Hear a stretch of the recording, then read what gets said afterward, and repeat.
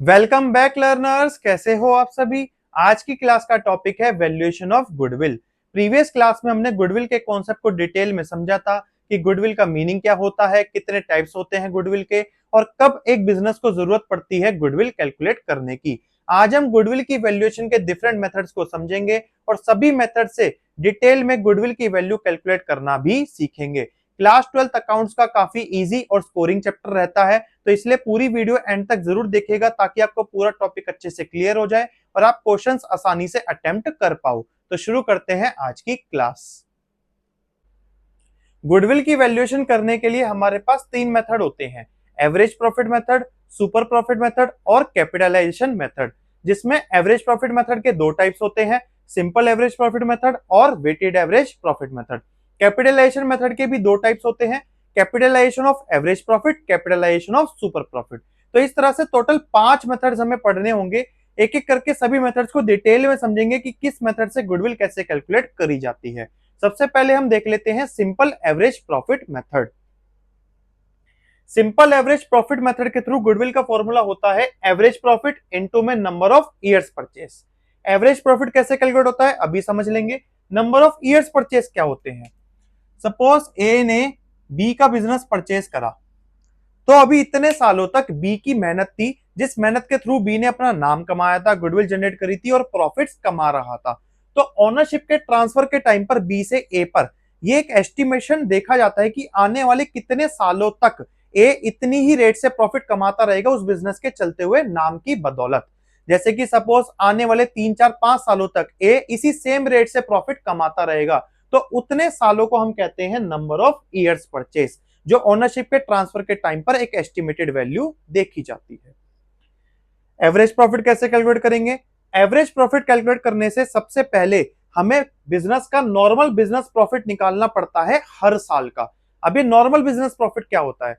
हम हर साल के अपने एक्सपेंस और इनकम को trading and profit and loss account में ट्रांसफर कर देते हैं नेट प्रॉफिट निकालने के लिए। अब वहां पर हम अपने operating, non operating, direct, indirect हर तरीके के एक्सपेंस और इनकम को शो कर देते हैं। लेकिन कुछ एक्सपेंस और इनकम ऐसे भी होते हैं जो बिजनेस के डेली ऑपरेशंस के नहीं होते और उनका गुडविल पर कोई अफेक्ट नहीं पड़ता। जैसे कि हमारे स्टॉक में आग लग गई, लॉस ऑफ फायर हो गया, थेफ्ट हो गया, या फिर कोई एक्सीडेंट से गुड्स हमारे खराब हो गए, तो इन चीजों का हमारी गुडविल पर क्या ही इफेक्ट पड़ेगा? तो ऐसे कुछ इनकम्स और एक्सपेंसेस को हमें अपने प्रॉफिट से हटाना पड़ता है और एक एक्चुअल प्रॉफिट देखना पड़ता है जिसके ऊपर हम गुडविल को कैलकुलेट कर सके। तो नॉर्मल बिजनेस प्रॉफिट कैलकुलेट करने के लिए सबसे पहले हम ले लेंगे प्रॉफिट या loss of the year before adjustment, मतलब जो हमें प्रॉफिट एंड लॉस अकाउंट से मिलता है नेट प्रॉफिट।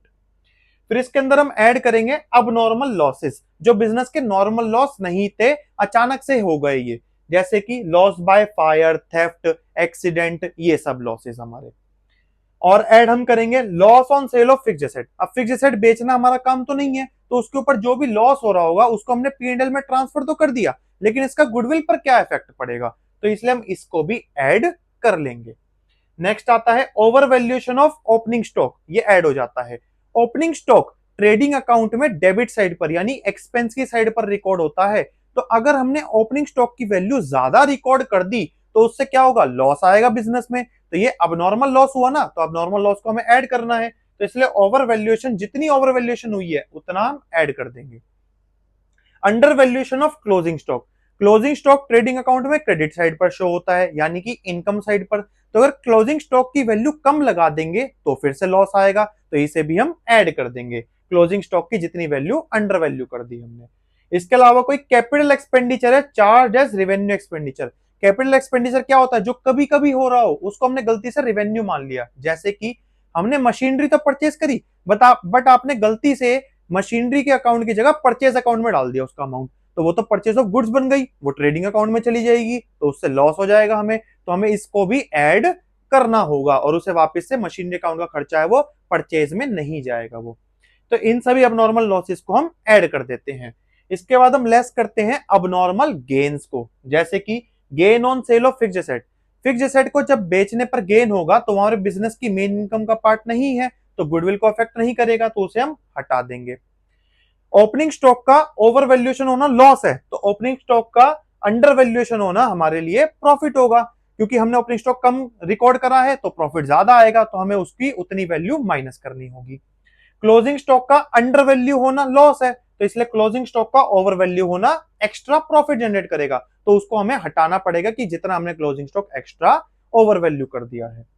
इसके बाद आता है income from non trade investment. ऐसी इन्वेस्टमेंट जो हमारे व्यापार का पार्ट नहीं है, हमारे बिजनेस के डेली ऑपरेशंस का पार्ट नहीं है, तो उनसे जो भी इनकम होगी वो हमारे बिजनेस की नॉर्मल इनकम नहीं है, तो इसलिए हम उसे हटा देंगे।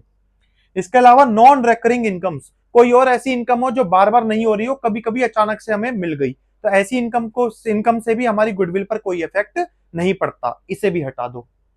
और इसके बाद में, अब ये तो हमने सारी अब नॉर्मल इनकम हटा ली, इसके बाद कोई ऐसा नॉर्मल एक्सपेंस है बिजनेस का, डेली ऑपरेशन एक्सपेंस है जो आप लेस करना भूल गए हो, उसे हम लेस कर देंगे। जैसे कि पार्टनर्स रेम्यूनरेशन, पार्टनर को सैलरी देनी थी, कमीशन देना था, वो आप देना भूल गए, तो ये तो देना चाहिए था ना, तो इसे लेस कर दो। इंश्योरेंस प्रीमियम, इंश्योरेंस प्रीमियम करा जाना चाहिए, ये बिजनेस का नॉर्मल एक्सपेंस होता है, क्योंकि जब भी तो हमारी एसेट्स और गुड्स सिक्योर रह पाएंगे, तो इसको अगर आप करना भूल गए हो तो इसको भी हम चार्ज करके लेस कर देंगे। डेप्रीशिएशन, सपोज आपने कोई मशीन ऊपर कैपिटल एक्सपेंडिचर या रेवेन्यू एक्सपेंडिचर में डाल दिया कि मशीनरी का अमाउंट परचेज अकाउंट में डाल दिया, तो उसके ऊपर डेप भी तो नहीं लगाया होगा फिर आपने, तो उसके ऊपर अब आपको डेप भी लगाना पड़ेगा, तो डेप लगाओगे तो ये भी माइनस हो जाएगा। ऐसे कोई भी नॉर्मल एक्सपेंस हो और आप उसको डिडक्ट करना भूल गए हो तो उसे भी लेस कर देंगे।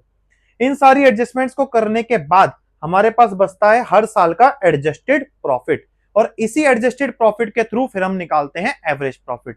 हर मेथड में, एवरेज प्रॉफिट में, सुपर प्रॉफिट में, हर बार हमें ऐसे ही पहले बिजनेस का नॉर्मल एवरेज एडजस्टेड प्रॉफिट निकालना पड़ेगा, उसके बाद ही हम आगे काम कर पाएंगे।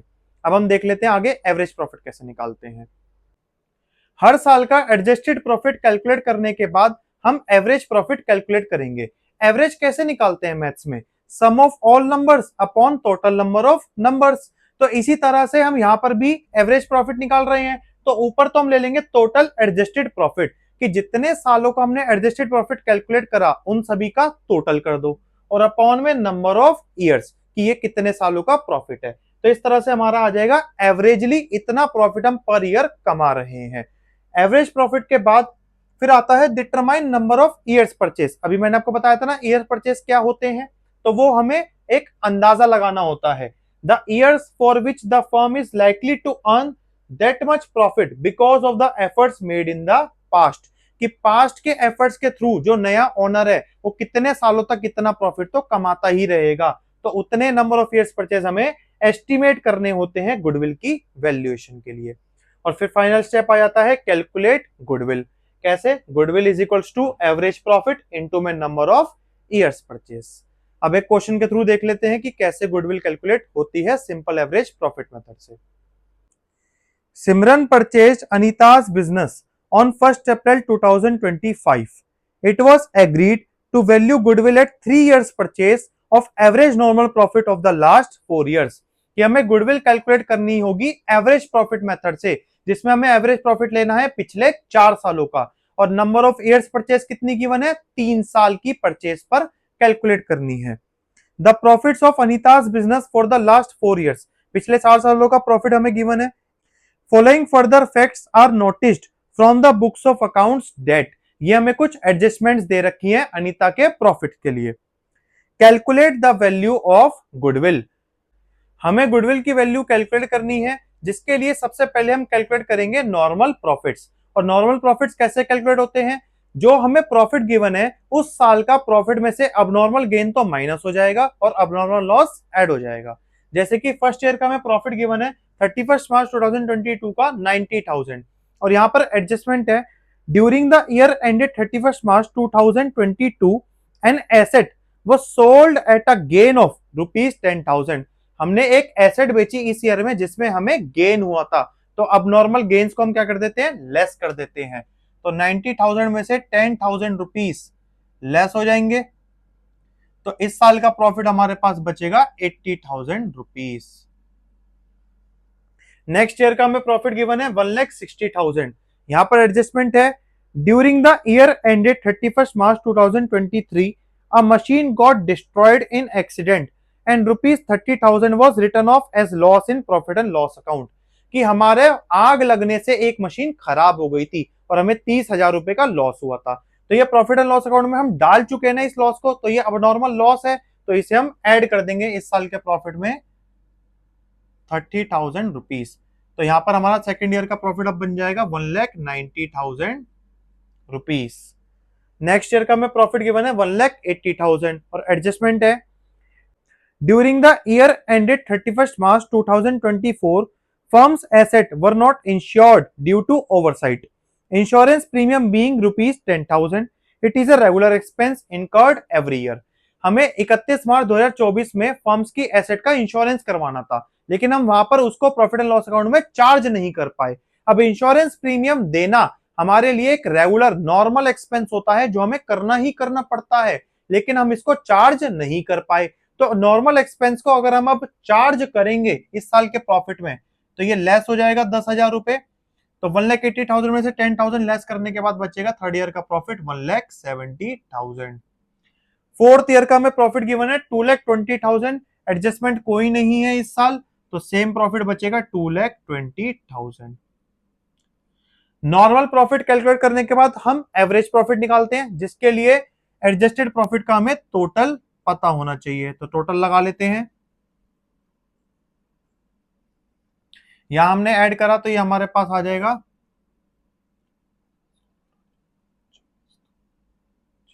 6,60,000 रुपीज।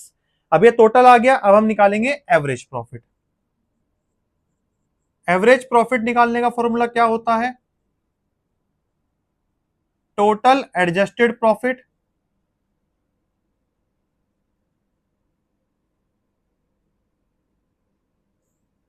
अपॉन में नंबर ऑफ ईयर्स। हमारे पास टोटल आया है एडजस्टेड प्रॉफिट्स का 6,60,000 और ये प्रॉफिट 4 सालों का था ना, तो 4 से डिवाइड कर देंगे, तो एडजस्टेड प्रॉफिट हमारे पास आ जाएगा 1,65,000 रुपीज। अब एडजस्टेड प्रॉफिट आ गया। अब हमें एवरेज प्रॉफिट निकालने के बाद हमें कैलकुलेट करनी है गुडविल, और गुडविल का फॉर्मूला एवरेज प्रॉफिट मेथड से होता है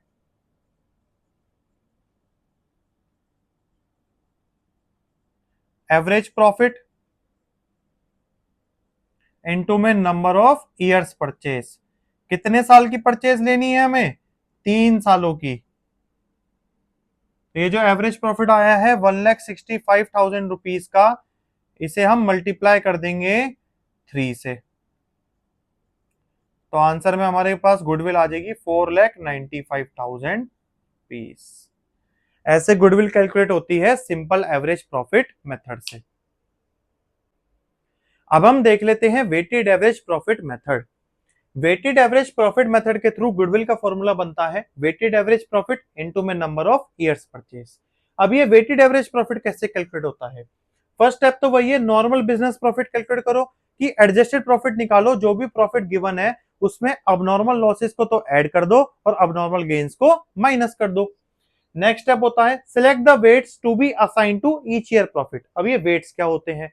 सिंपल एवरेज प्रॉफिट मेथड में तो हम हर ईयर के प्रॉफिट को इक्वल वेटेज दे देते हैं, लेकिन वेटेड एवरेज प्रॉफिट मेथड कहता है कि जब प्रॉफिट्स हमारे फाइनेंशियल परफॉर्मेंस को दर्शा रहे हैं, तो जो रिसेंट ईयर का प्रॉफिट है और जो पास्ट ईयर का प्रॉफिट है उसको इक्वल वेट्स कैसे दे सकते हो आप? तो हर साल के प्रॉफिट को डिफरेंट वेटेज दो। जो रिसेंट ईयर का प्रॉफिट है उसे सबसे ज्यादा वेटेज दो और जो पुराने ईयर का प्रॉफिट है उसे कम वेटेज देनी चाहिए। वेट्स असाइन करने के बाद फिर हम निकालते हैं वेटेड प्रॉफिट।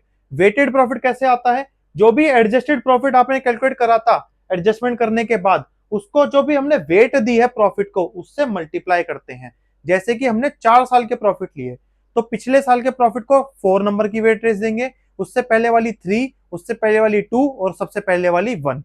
तो फर्स्ट ईयर के एडजस्टेड प्रॉफिट को 1 से मल्टीप्लाई करो वेटेड प्रॉफिट निकालने के लिए, सेकेंड ईयर के प्रॉफिट को 2 से, थर्ड ईयर के प्रॉफिट को 3 से मल्टीप्लाई करो और फोर्थ ईयर के प्रॉफिट को 4 से मल्टीप्लाई करो। जब वेटेड प्रॉफिट आपके पास आ जाएगा उसके बाद हम निकालते हैं वेटेड एवरेज प्रॉफिट, जिसका फॉर्मूला होता है टोटल वेटेड प्रॉफिट। जो वेटेड प्रॉफिट आपने मल्टीप्लाई करके निकाला है उसका सम करो और अपॉन में टोटल वेट्स। जैसे कि 4 साल है तो 1 2 3 4 इन चारों वेट्स का टोटल बना 10, तो अपॉन में आ जाएगा 10। वेटेड एवरेज प्रॉफिट निकालने के बाद फिर हम गुडविल कैलकुलेट कर लेते हैं। वेटेड एवरेज प्रॉफिट इनटू में number of years purchase.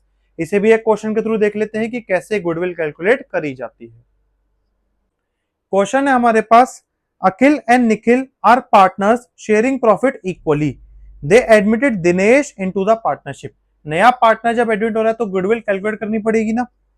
It was agreed to value goodwill at 3 years purchase following weighted average profit method on the basis of past 5 years profit. कि weighted average profit method लेना है जिसमें 5 साल के profit use करने हैं और number of years purchase लेनी है 3 सालों की purchase. Weights assigned to each year would be year ended 31st March 2021 1, 22 2, 23 3, 24 4 and 25 5। देखा, लेटेस्ट ईयर को सबसे ज्यादा वेट दी गई है और पुराने ईयर को सबसे कम वेट दी गई है। प्रॉफिट्स हमें दे रखे हैं, इसके बाद हमें कुछ एडजस्टमेंट्स भी दे रखी हैं। Calculate the value of goodwill, और हमें गुडविल की वैल्यू कैलकुलेट करके देनी है।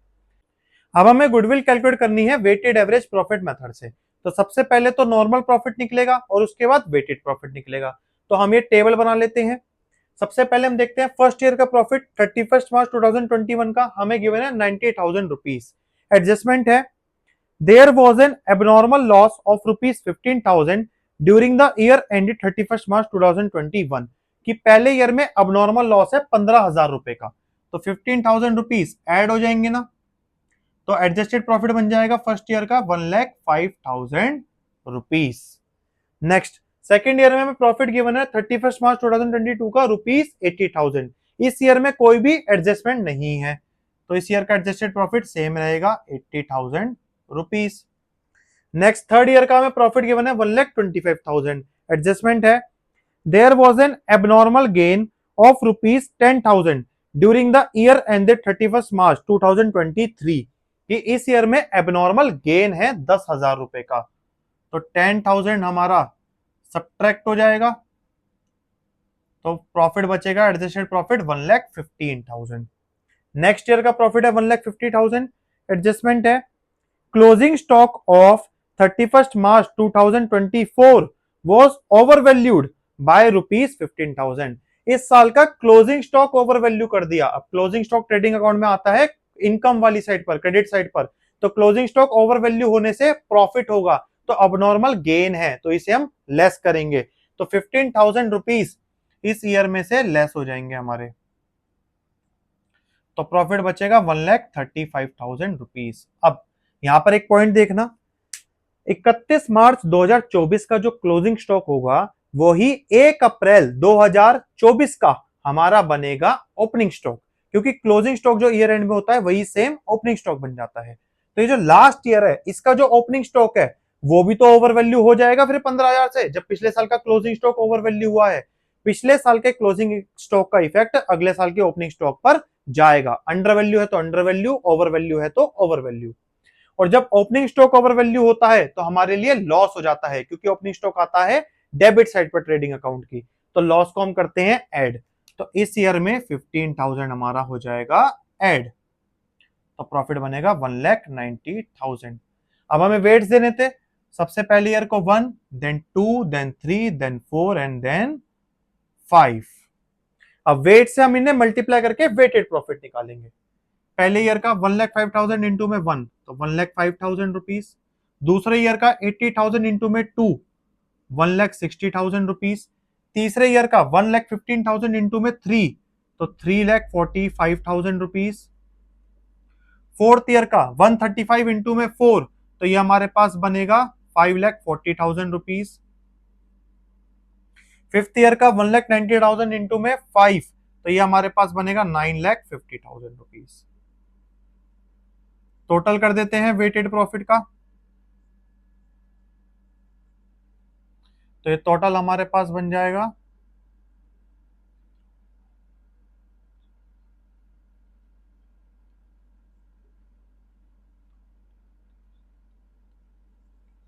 21 lakh rupees.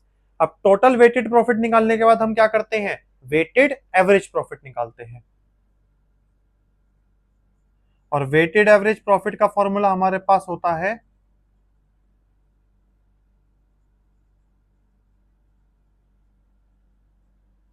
Total weighted profit जो कि अभी हमने निकाला 21 लाख रुपीस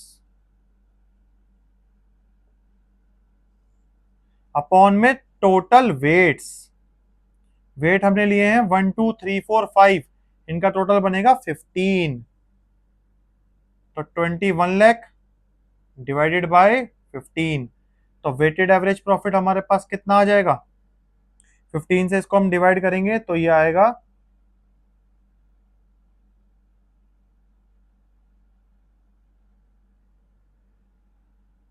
1,40,000 रुपीज। अब वेटेड एवरेज प्रॉफिट आ गया, फाइनल स्टेप गुडविल कैलकुलेट करनी है। गुडविल का फॉर्मूला लगा लेते हैं।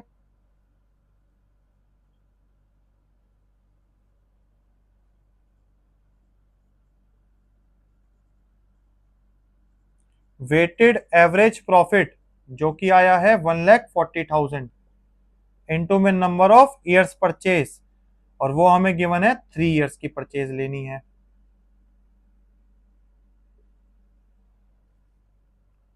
तो 1,40,000 रुपीज इंटू में 3, टोटल आ जाएगा 4,20,000 रुपीज। तो ऐसे कैलकुलेट होती है goodwill weighted average profit method से। तो आज हमने एवरेज प्रॉफिट मेथड से गुडविल की कैलकुलेशन करना अच्छे से सीख लिया है। आई होप आपको यहां तक का टॉपिक अच्छे से क्लियर हो गया होगा। नेक्स्ट क्लास में अब हम बचे हुए मेथड से भी गुडविल की वैल्यूएशन करना सीख लेंगे और इस टॉपिक को कंप्लीट कर लेंगे। तो जुड़े रहिएगा चैनल के साथ आगे की वीडियोस के लिए।